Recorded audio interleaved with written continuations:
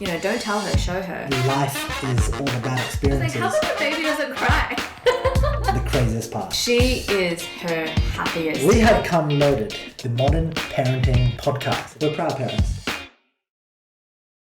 We just did 2 new photo shoots. We should update the images. Tell James. Paul.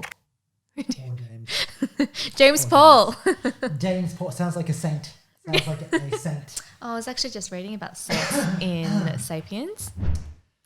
It is a very fascinating chapter. You'll love it. Sapiens. Yes. What is Sapiens? What a great book. It is a book that has been on my list of books to read for a long time. But I know that it's a really long, physical book. And so it's very intimidating when you see that book to start reading it. But on Kindle, it's just page by page, It's the same paperweight. So what have you been reading lately? Tell us about your reading. Because Keri's got a Kindle. I'm so influential in my reading list that I've gotten him onto it, except he's listening, not reading. She'll read some good stuff. Yeah. And she'll tell me about it on our walks. Go for a walk and she'll be like, hey, so did you know this? And I'm like, no, I didn't. That's really interesting. She'll give me fun facts. What's the fun fact for the week? A fun fact is money is not real.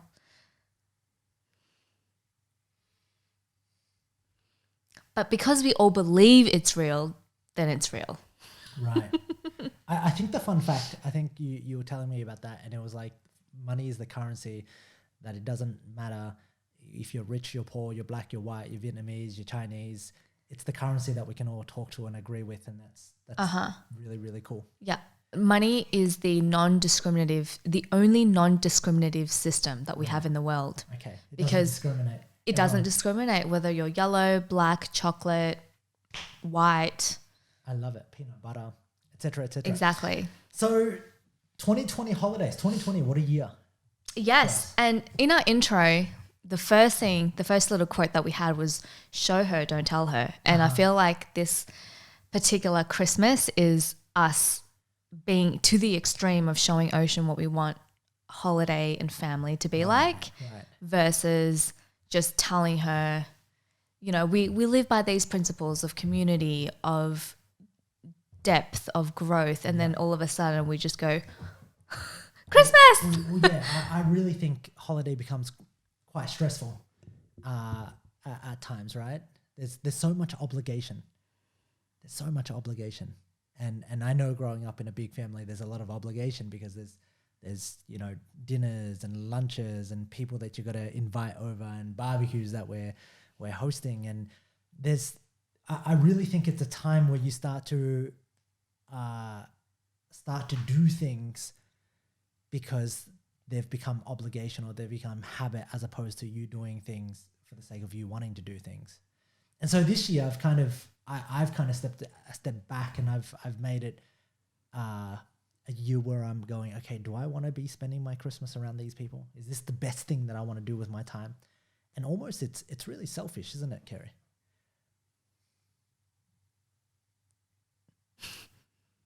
Yeah. Elaborate. Why is selfish good? Is selfish good? Elaborate. Why I'm asking you. Is selfish good? I am the queen of selfish. Why? Why are you selfish? I think, I think generally speaking, I'm quite selfish in that I like to always question what's best for our family, what we want to do. But then there are certain instances, particularly these big gatherings, where I'm a conformer. Is that the word? Yeah, I'm a conformer. So because everyone is doing it, I feel a sense of obligation. I feel a sense of, let's just not create disagreement and disgruntledness around this situation. Let's just go ahead and do what everyone else is doing. Yeah. And then what happens in those instances? Oh, I was going to say, what happens is we had Ocean and now it becomes, okay, well, it's not just us two, because we can talk to each other and say, hey, we're just doing this for, not for us. Okay, cool. Back to last Christmas and let's say last Christmas and the last 6 Christmases that you've spent with my family, or I would say my Well, family. the last What six does that feel like for you? last six Christmases have all been. It took me 3 years to understand the pattern of Christmas, but it's always been the 24th. We first go to church. We do the sermon. There's a Christmas sermon, and then everybody lines up and they get their wine and they get their piece of paper that they put in their mouth, and then they drink that, and then we go back to your parents' home, and then we have a big feast which lasts roughly about 5 minutes. And then after that, when everybody finishes their food, we then rush to dessert because we want to then rush to the presents. And then we end the night about 9 p.m. Yeah. And all of that is like between 5 to 9, it feels very, very hectic. Okay. Very hectic. Do you enjoy it? I have always wanted a really big Christmas because that's what Christmas movies tell me is joyous, and, you know, the gathering of everyone being really fun and loving. And so I've always had in my mind that that's what I want. And now that you've experienced it. Now that I've experienced it, I have to say that now that time is very, very precious, and now that I understand how precious time is, that's not how I want to make the most of my time and most of your time and most of the time that we get to spend together making time for other people as well. Okay. And so that becomes then an issue, doesn't it? Yes. Yeah, and so the reasons why I'm asking is because it's when we have our discussions and we talk about influence and environment and people and family, this is kind of the real stuff that I think Keri and I go through every day inside of our lives practically, not just motivational rah-rah quotes that say, hey, like your environment is your best friend, so make sure that you hang out with the top 5 people around there, because, you know, there's a lot of things that we've grown up with in the past, and I say quite often to you, not a lot of people generally change, and hoping for people to change and evolve is not a great strategy. And there's the quote that, you know, a lot of people want to go to heaven, but they don't want to die, right? And that's kind of like people want to change and they want to live a better life, but they don't want to kill off their old self. I've come to the belief, and this is something that I've struggled with for so long, I've come to the belief of, you know, I've had my 20s to 30s really separating from my family, my core family, I have my family with you, but I have my former family that, you know, I found myself in a degree of separation from them from my 20s to 30s. And from 20s to 30s, I didn't see a lot of them. And we grew slowly apart. And now when we try to come back together, I've just grown and separated myself with different thoughts, different desires, different belief systems. And now it becomes difficult for me to hold a conversation with them about some deep and meaningful things. I think when you say you've slowly separated, we haven't separated in the big gatherings, but daily, your growth, your mindset, everything is very, very different from your family. And that's what's interesting, because then we get a contrast of how much you've grown once we enter in those scenarios where there's a big family gathering or birthday or whatever it is, Easter, right? and then we see, wow, we're so different. Like, you are so different to the person they even think or assume that you are. Correct. And I found it so difficult to connect because we're almost we value different things, my family and I. And I look at my family as a whole, and there's individuals in my family that we connect more and less on different levels. But as a whole, I find it that I found it a lot harder to connect. The reasons why I found it a lot harder to connect is because I really value,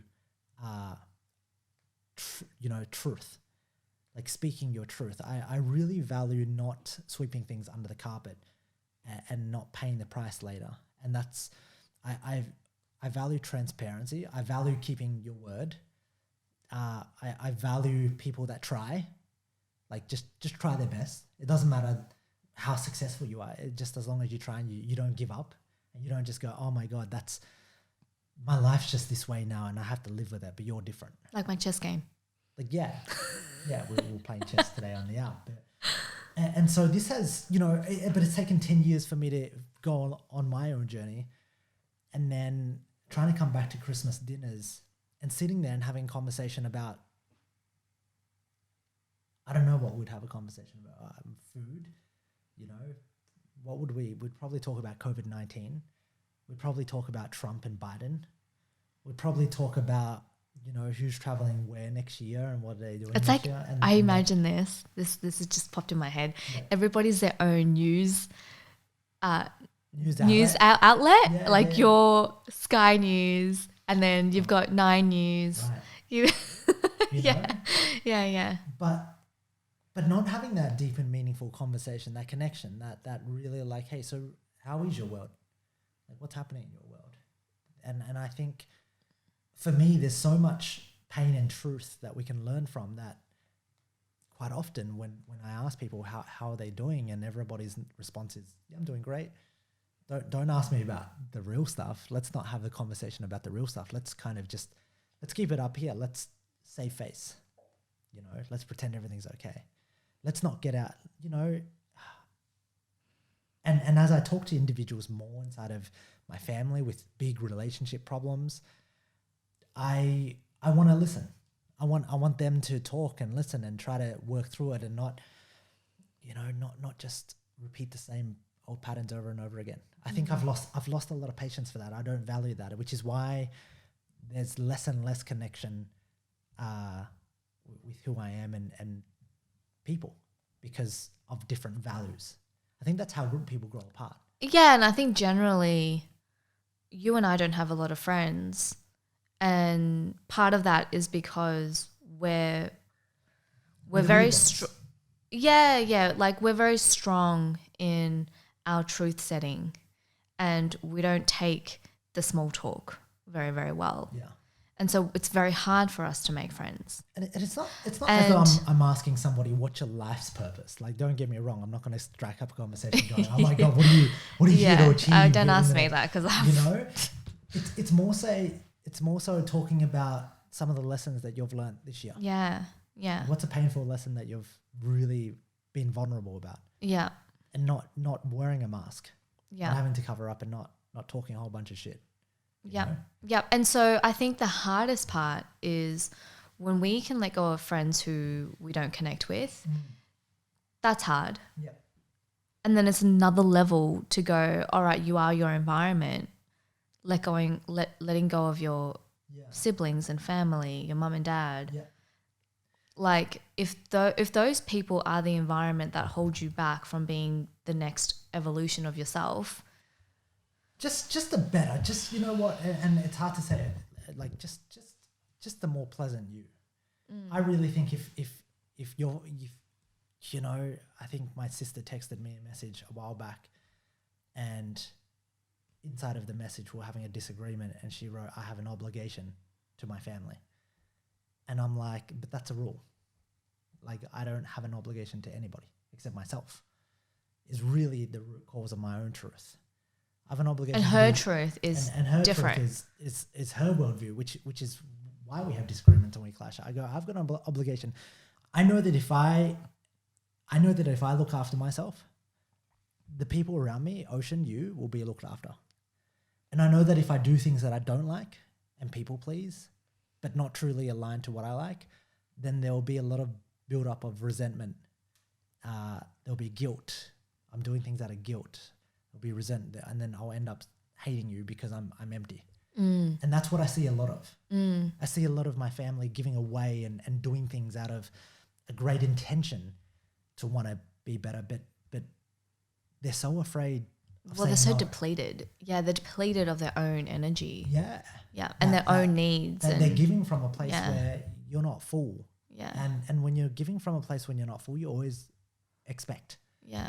And when you give and you expect something back, then that's not truly giving. Giving's really giving without any expectation. It's kind of like Christmas. Like it's like giving the gift and not ever really saying who it's from. Exactly. I think, who did? Somebody gave us. It was David Lamb. Somebody gave us a gift for O, and it was a lovely dress for O, and it was just nice that, you know, we wanted to know who it was, and nobody told us who it was, and it was just. It came from David Jones, and I opened it, and I was like, "Oh, who bought this for her?" And then we realized that it was a present for her first birthday, but there wasn't a gift message or who it was from. We even tried to decipher the contact number on the couldn't find the person. Sender, and it was just nice, and it was just like, wow, I think that's a true gift. Yeah. When you can send somebody something without them knowing who it is, and that's a true give, because, you know, truly giving is feeling good that you made them happy, and that's it. And they don't need to feel indebted to you. They don't need to feel like, wow, I need to get you another gift. That leads to one of the things about Christmas that I don't like, that I've become less tolerant of. What is it? Over the presents, the present giving. And to be honest, like, I feel like I'm coming together with your family to exchange. Yeah. It's like I'm kind of going to a marketplace and going, what do you have, and what do you have, what do you have for us? Yeah. And then we're giving as well, and it's like putting each other on a judgment. I get it. And where do you stop at what level, you know? Like, I really think and look, this is just from my perspective. Like, I'm not saying that's actually what they think when they're going to Christmas, but that's how I feel. Correct. Yeah. And it's also great to acknowledge the feeling. Yeah. It might not feel that way, but I mean, could you imagine if you got somebody else's family really bad gifts and you got great gifts? Like, that makes you feel guilt. Yeah. Like, it makes me feel guilty. Yeah.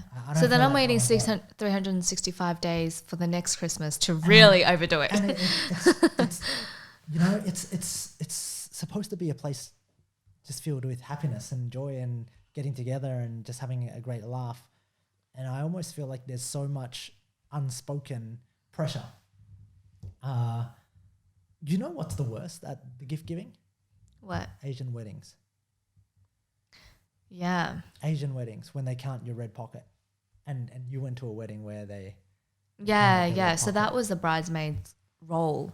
Was one was sat here, the other one was greeting the guests. Greeting the guests, getting ready for the red pocket, and you kind of had to line up to give the red pocket to the bridesmaid. She'd count it and write and tell me, oh, this is from so-and-so, this is how much they've given. Yeah. And then I'd register how much. It's like an accounting book. I was like, my God. The whole lucky scene, I gave quite a bit of money.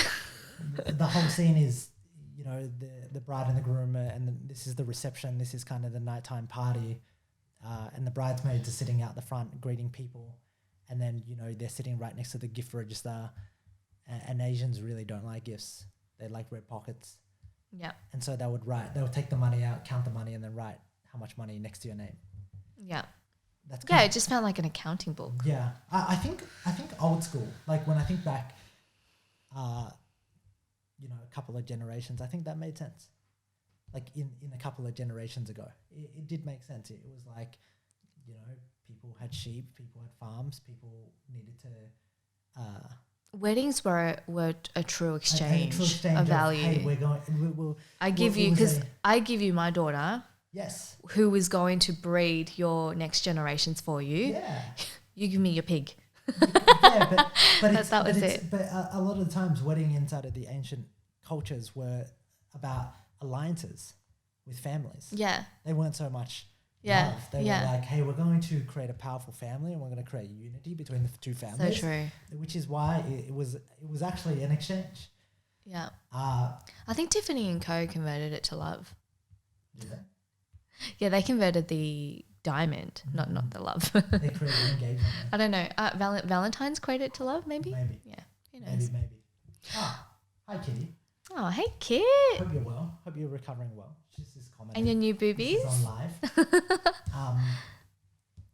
But yeah, there's just that pressure on Christmas. Yeah. And I truly want to show Ocean what giving is on Christmas, and not have her anticipate Christmas in the future going, what am I going to get? What are my cousins and aunties going to give to me? Blah, blah, blah. Because at some point, she's abundant and she gets everything that she wants. Every day is Christmas for her. Yeah. As long as she works for it. She's got to understand hard work. Yeah, of course. But when she goes to Christmas, I want her to be in that giving spirit rather than in that screaming, oh my God, there's presents under the tree. What am I getting? What am I getting? And I remember sitting there and your dad was calling out names of presents, and that also made me feel icky because I was like I just saw the faces of children that didn't get called out, and it was like, oh, it's me. Like, you know, like the excitement is so cute, but the disappointment as well. Yeah. Like, can't they just all go get their own? Like, open, you know, let's organize it for them so that they can just all rummage through their own and then have their own experience rather than the experience of getting called out because, like, you've won the prize, you've won the lottery. No one else won it. It's really tough. I think, you know, inside of Sapiens and inside of a lot of the stuff that we've read, there are so many world beliefs that have just been put forth by human beings that we operate by without even realizing that we do things because it's just the normal thing to do. You know, Christmas and presents is one of them.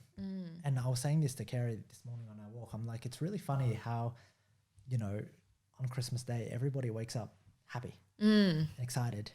And there's so much to look forward to that day. But the next day, or the day earlier, or the day before that, people wake up and, you know, we're talking about how families wake up together and how it must be so hectic where they just wake up and there's kids screaming and yelling and people just get out of bed and they haven't had time to process their thoughts or really just be with themselves. And, you know, I was talking to you this morning about finding my state of flow and how I need to find more of that.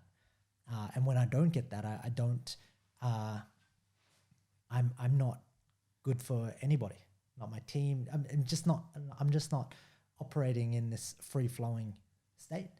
And I think state's everything. And then we started talking about how other families must wake up really hectic, or, you know, they wake up either late or they wake up and they have to run out to work, or kids have to go to school, or their parents are yelling at them, or, you know, a teenage saw their brother post something about them on Facebook and now there's an argument breaking out. There's just people wake up in a state of serving other people. Yes.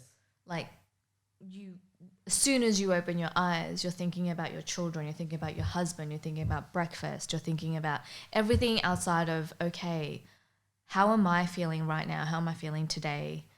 Do I have the right intention to meet with my husband and my children? Yeah. I agree. So I don't think Christmas will change for us at all much.